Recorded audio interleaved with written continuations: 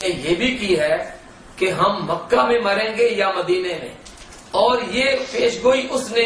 کسی عام اور معمولی کتاب میں نہیں کی، بلکہ یہ میرے پاس اس کا یہ ان کی مقدس کتاب ہے جس کا نام ہے تذکرہ،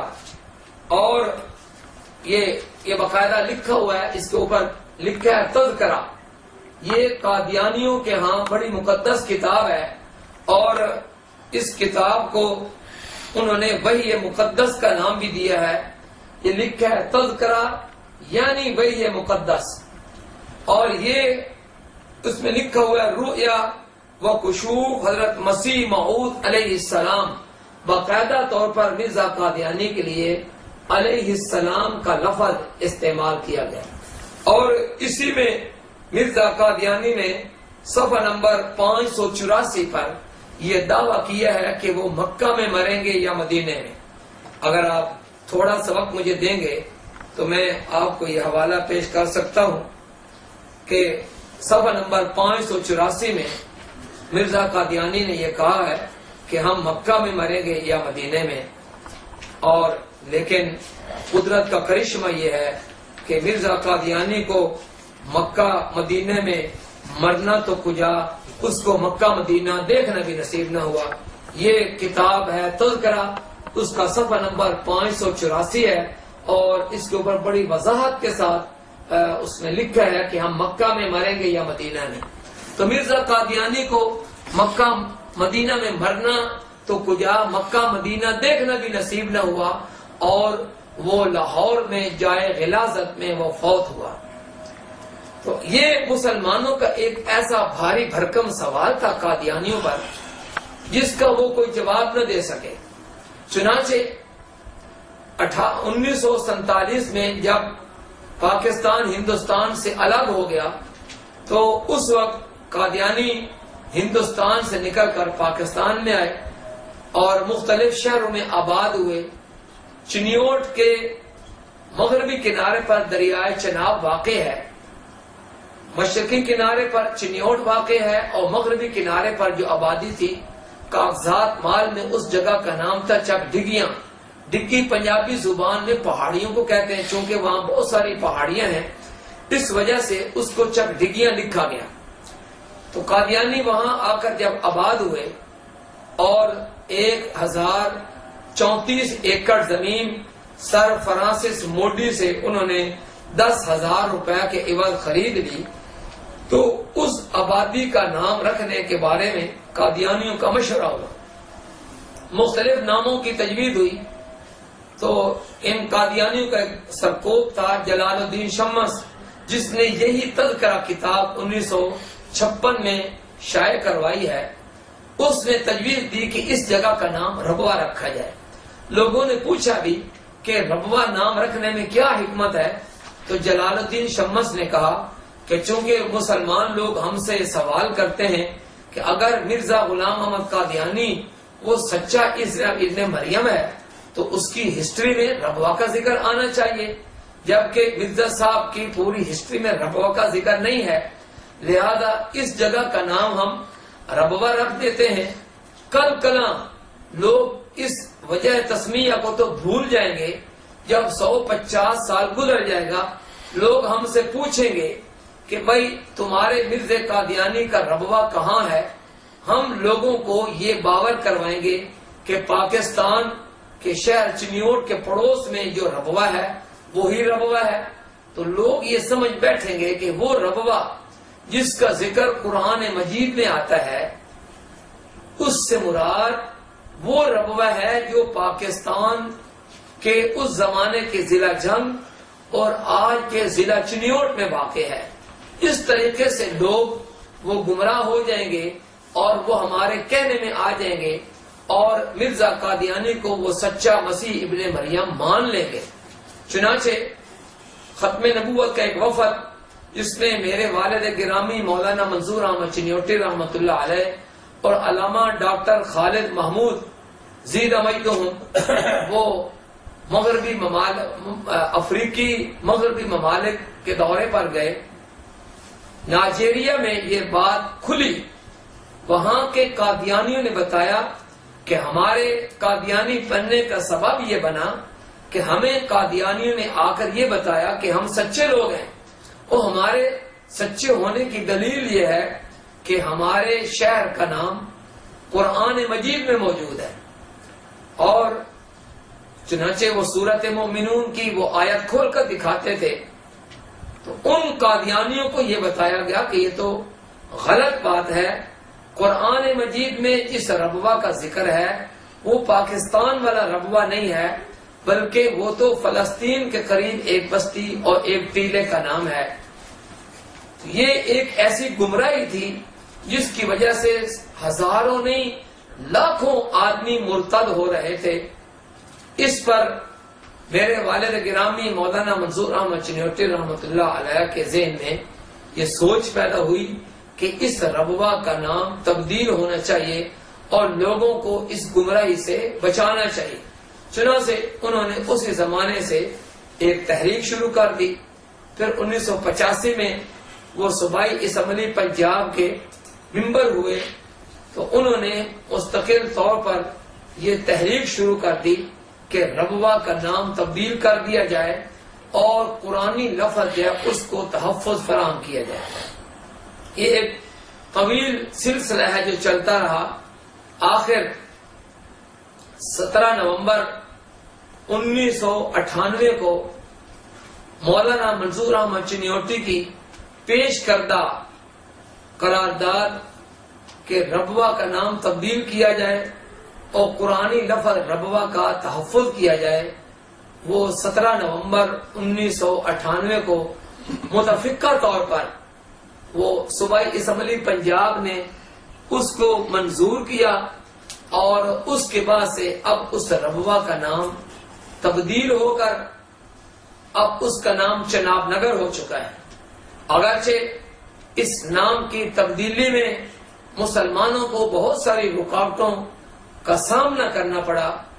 ہمارے علماء جب بھی اپنی حکومت سے مطالبہ کرتے تھے کہ ربوہ کا نام تبدیل کر دیا جائے، تو وہ لوگ بڑے سیخ پا ہوتے تھے، اور ہمارے یہاں کے بڑے بڑے سیاستدانوں نے اس بات کا اعتراف کیا کہ ہم جب بھی ربوہ کا نام تبدیل کروانے کی کوشش کرتے ہیں تو امریکہ ہمیں روک دیتا ہے۔ اور یہ عملی طور پر مجھے اس بات کا مشاہدہ ہوا، میں اس بات کا گواہ ہوں کہ 17 نومبر 1998 کو جس روز منگل کے دن یہ نام تبدیل ہوا اور قرارداد منظور ہوئی، تو سعید احمد خان منہیس جو اس زمانے میں قائد حزب اختلاف تھے صوبائی اسمبلی کے، ان کا مجھے فون آیا کہ آپ کی والد صاحب کی قرارداد کے مطابق ہم نے یہ قرارداد تو منظور کروا لی، لیکن انہوں نے بتایا کہ امریکہ، برطانیہ اور وائس آف جرمنی کے نمائندے وہ ہمارے دفتر میں بیٹھے ہیں اور وہ کہتے ہیں کہ یہ قادیانیوں کا ایک شہر تھا جس کا ذکر قرآن پاک میں آتا تھا، آخر تم نے اس کو تبدیل کیوں کروایا؟ تو ہم نے انہیں یہ پس منظر بتایا کہ قادیانی اس لفظ سے سادہ لوگوں کو گمراہ کرتے تھے اور ان کو قادیانی بنا رہے تھے، اور ویسے بھی عقلی طور پر ہم یہ کہتے ہیں کہ ربوہ پاکستان کا ایک شہر تھا جو غیر سرکاری طور پر رکھا گیا تھا، تو اگر حکومت نے اور حکومت کے ایک مقتدر ادارہ صوبائی اسمبلی پنجاب نے اس کا نام بدل دیا ہے، تو آخر غیر حکومتیں، پاکستان سے دور کی حکومتیں اور وہاں کے رہنے والے غیر مسلم حکمران، آخر انہیں کیا تکلیف ہوئی کہ وہ اس پر کیوں سیخ پا ہونے لگے؟ اگر ربوہ کا نام چینج کرنا اور چناب نگر یا کوئی اور نام رکھنا کوئی بری بات ہے، تو آخر اس سے پہلے مٹ کمری جو پاکستان کا ایک شہر تھا، ضلع تھا، اور ایک انگریز جنرل کے نام پر اس کا نام مٹ کمری رکھا گیا تھا، اور اس کا نام پاکستان کے لوگوں کے مطالبہ کے مطابق ساہیوال رکھ دیا گیا، اس پر کسی کو تکلیف نہیں ہوئی۔ اسی طریقے سے لائل پور جو ایک لائل انگریز تھا، اس کے نام پر ایک شہر آباد تھا لائل پور، لیکن شاہ فیصل مرحوم کی شہادت کے بعد پاکستان کے مسلمانوں کی دلی امنگ ہوئی کہ اس کا نام تبدیل کر کے فیصل آباد رکھ دیا جائے۔ چنانچہ سرکاری طور پر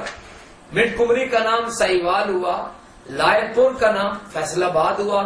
اس پر اگر امریکہ، جرمنی، فرانس، اٹلی، برطانیہ کو تکلیف نہیں ہوئی تو ربوہ کا نام تبدیل کرنے پر بھی اس کو تکلیف نہیں ہونی چاہیے۔ میں یہ سمجھتا ہوں کہ یہ ایک ہمارا قانونی حق تھا، چونکہ قادیانی اس لفظ سے لوگوں کو گمراہ کر رہے تھے اور لوگوں کو یہ بتاتے تھے کہ ہم سچے لوگ ہیں۔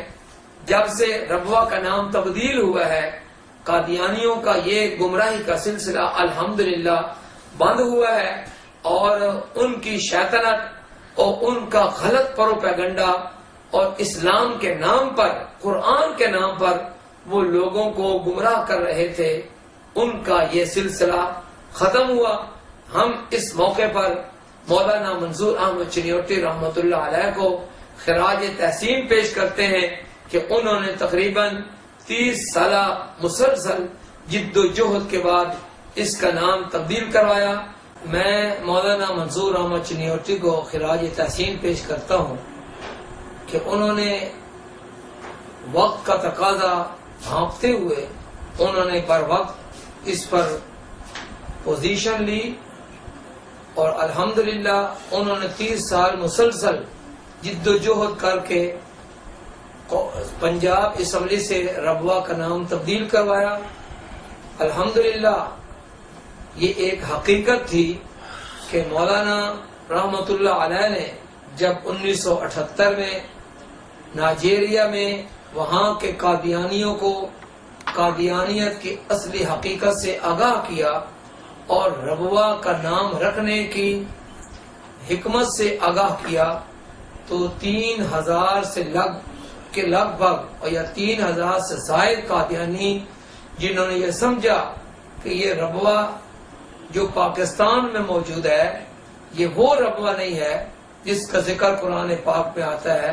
اور یہ قادیانی نے دھوکہ دیا ہوا ہے، تو وہ قادیانی سے توبہ طائب ہوئے اور وہ دوبارہ اسلام میں داخل ہوئے۔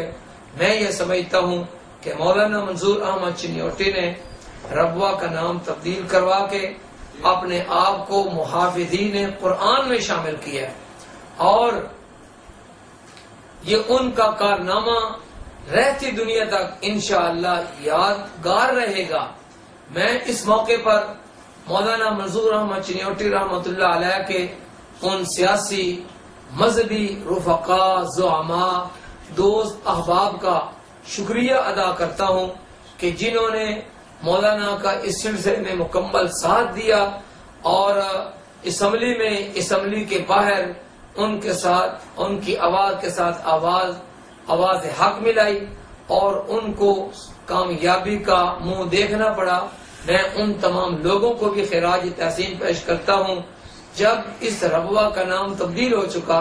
تو مولانا منظور احمد چنیوٹی نے ایک تاریخی دستاویز اس پر تیار کی جس کا نام رکھا ربوہ سے چناب لگا تک،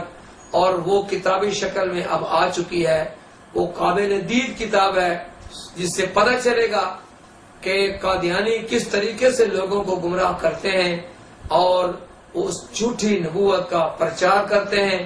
اللہ تعالی ہمیں عقیدہ ختم نبوت کے ساتھ سچی وابستگی رکھنے کی توفیق عطا فرمائے، اور عقیدہ ختم نبوت کے ساتھ صحیح محبت رکھنے کی توفیق عطا فرمائے، اور ختم نبوت کے عقیدے کے تحفظ کے جو تقاضے ہیں ان کو پورا کرنے کے لیے ہمیں ہمت، طاقت اور توفیق نصیب فرمائے، اور ہمارے سلف صالحین، ہمارے بزرگ جو اس راستے میں کام کر چکے ہیں ان کی محنتوں کو قبول و منظور فرمائے۔